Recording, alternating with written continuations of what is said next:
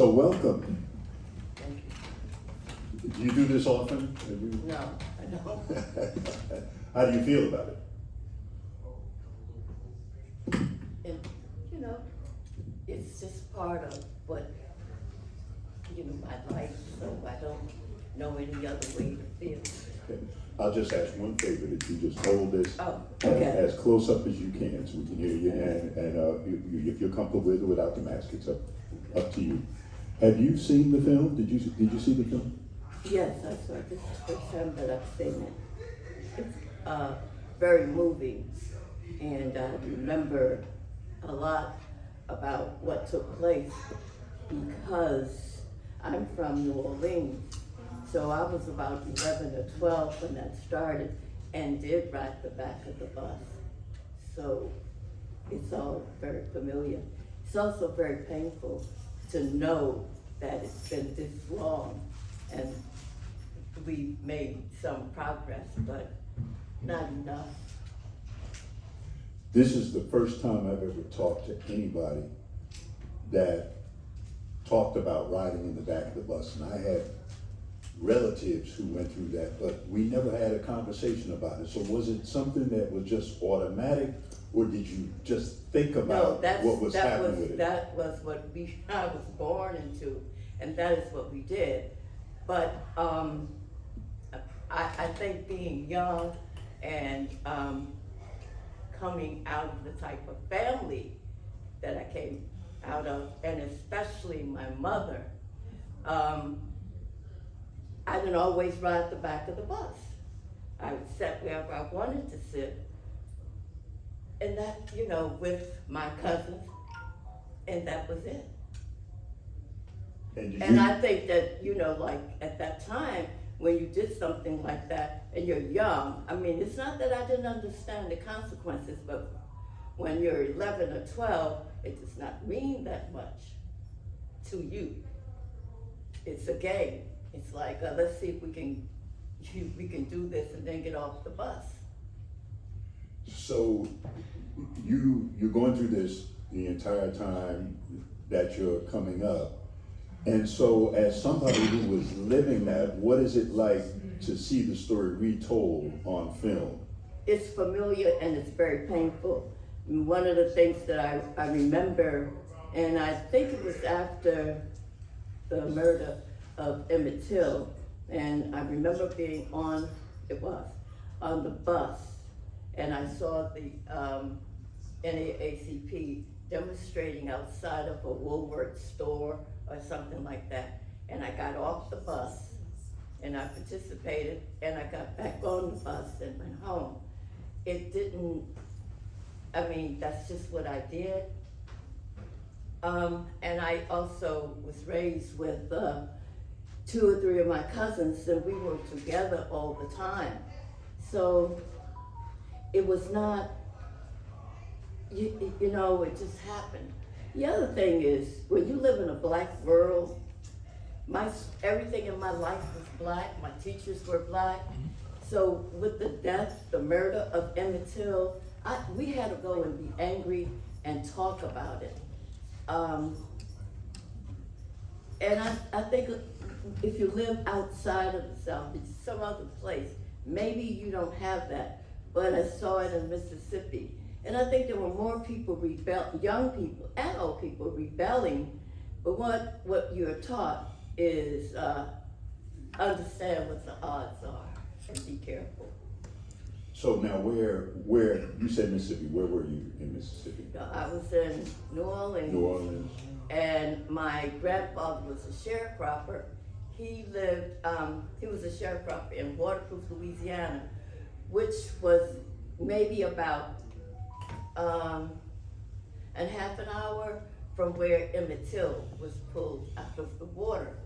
And my grandfather's funeral was that on a Sunday, and while I was there, they, the next day when I was back in New Orleans,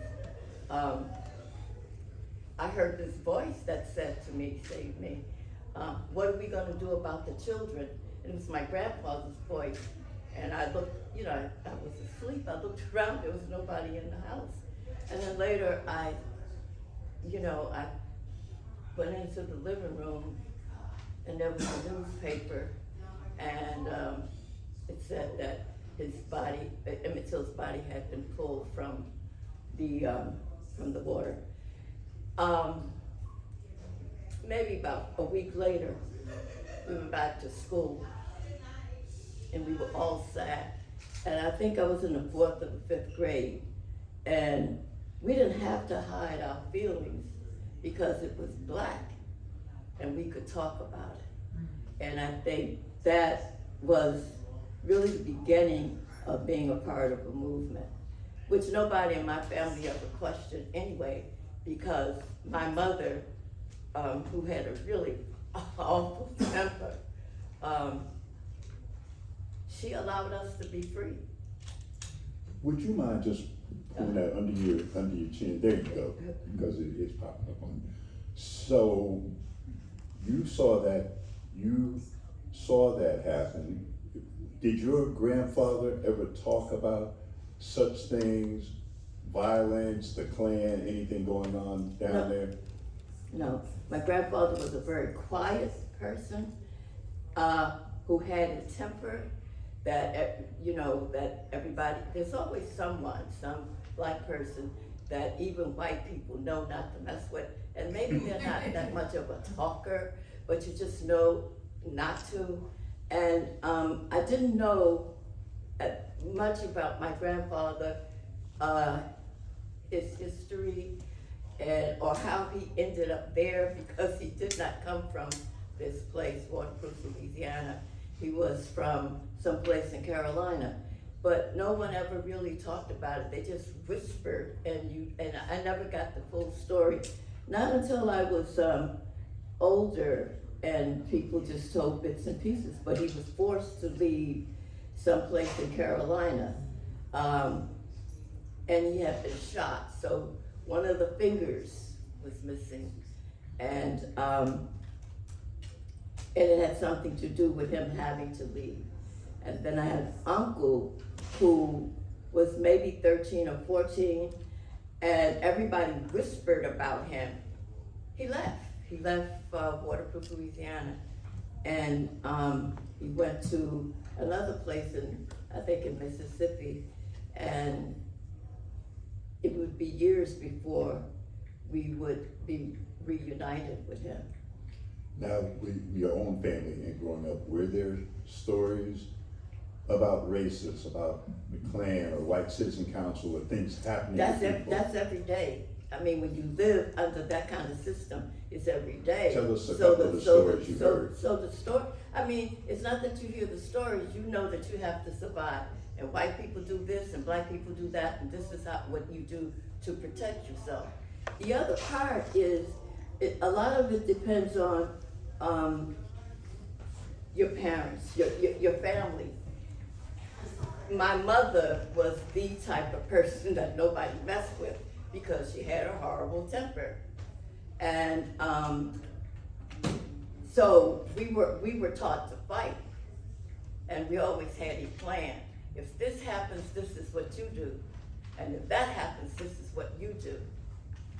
Were there ever any plans about racial violence, or if something like that happened? Yeah, it was always a plan. Somebody bothers you, you better do the best you can do, call so-and-so or whatever. But if we were seldom alone, I mean, at that age, you're always with someone and you know what to do.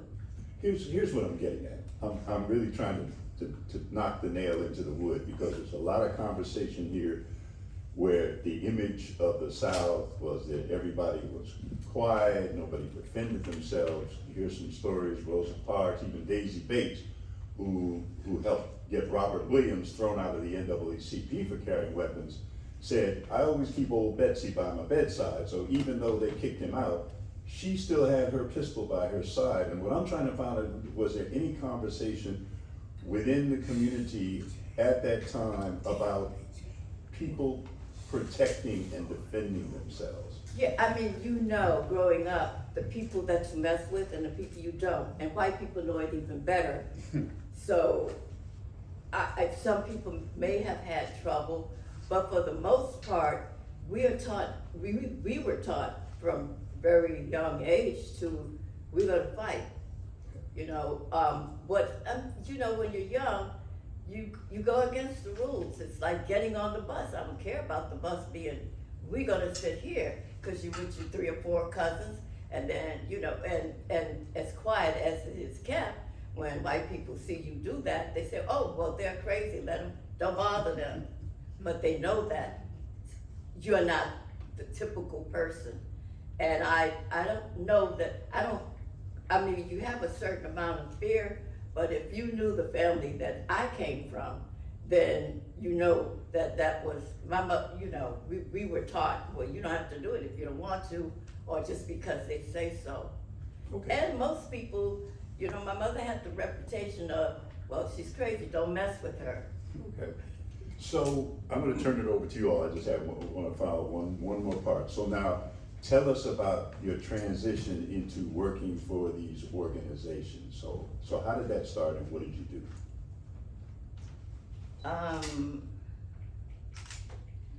My first, you know, my first demonstration was like I said, getting off the bus and joining the NAACP. But I didn't give it a lot of thought. I just got back on the bus and went home. And then from there, when I moved to New York at about 12, I became a member of CORE. And and I was there for a number of years. I worked with Sonny Carson, who was a hero, great leader. And then I was not old enough to go to the South with SNCC, with the Freedom Riders. I wasn't old enough to do that. So I stayed with Sonny Carson, and then one day Kwame, Sophie Carmichael, asked me if I would come and do some work at SNCC, and I did. And at that time, basically what we were doing was fundraising so that there was support for the programs in Atlanta, in the South, Lowndes County. So where'd you go and what'd you do? I stayed in New York and raised okay. money. Okay. Okay. The New York office was a fundraising office. There's 4 people in the office, and one of them was Harry Belafonte's sister. So basically what I learned was how to fundraise and run an office for 4 years or so. And then volunteers would come, and there was one sister, Janet Cyril, and a couple Right of on. people who came to the office one day, and she would come in. She was very smart, you know, very fast. A lot of people would come in. Janet really worked, and she would come in at the same time every day. Then we heard that the Panthers were going to be somewhere in the village, and so maybe about 4 or 5 of us went to see Bobby Seals. This is the first time that they're there, and we were impressed because they had guns. They had leather jackets and their legs were spread apart. We was like, "Ooh, this is wonderful." But I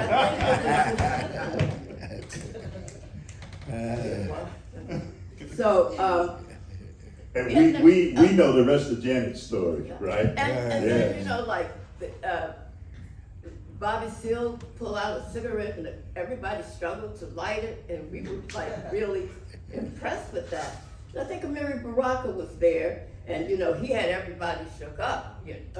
So it was getting late, and I'm the only person who lives in Brooklyn. So I said, I'll see you tomorrow. Janet was always there at a certain time, on time. But this morning, nobody was there. And I'm looking, I wonder what happened to them, because they all were lived in Manhattan. And she walked in with maybe one or two other sisters, and she said, I'm a Panther. And I didn't have to say anything, I understood. And so, and then that's how the New York Panthers started. We shared the office with them, and then eventually they moved to Long Island University. All right, well, our time is kind of tight, so we're gonna take a question from the audience, and then there'll be a chance for more conversation downstairs, and we'll continue it. And when she said that she spent all that time raising funds, I saw ears going up all over the place, because I know folks want to talk to somebody who was raising funds for the movement, especially for CORE. So, does anybody have a question for our guest? A question, not a statement, question. Generation must, out of relative obscurity, determine its mission, fulfill it, or betray it. Who said that? And none of the Panthers can answer. Who said that? You know? Oh, okay. Huh? Each generation must, and I'm saying this because we have another generation here. Each generation must, out of relative obscurity, determine its mission, fulfill it, or betray it. Anybody know? All right.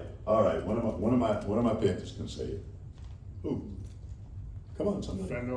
Frantz Fanon. Frantz Fanon. So read about it. Go ahead. What's your question? It's kind of in relation to what you just said, because I really follow the spiritual philosophy of the Sankofa, and I guess I'm wondering to you and to everyone in the room, like, we hear a lot about what you've done in the past, and we want to honor it, but what is your advice to the youth who wants to follow in your footsteps and take the torch and move forward? Because a lot of us aren't really organized on what we feel like we need to do. We have all these smaller movements, but none of them are radical enough, and none of them are really fighting for true liberty. And so I wonder, what advice do you have for my generation? Okay, that's a great question. Great question. Transition. Yeah, give her a hand. I love it.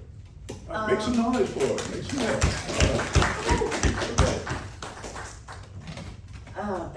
That's a hard one, but I have a daughter, and she was raised in that environment, and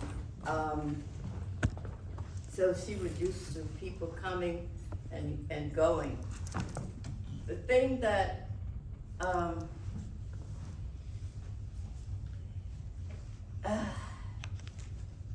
I don't know where people get, you look around, and we were taught to care, no matter how poor, no matter how undereducated people were. I saw my grandfather was a man, and everybody knew there's always, no matter how many white people are around, there's always the crazy people. My grandfather was one of them. He did not talk a lot.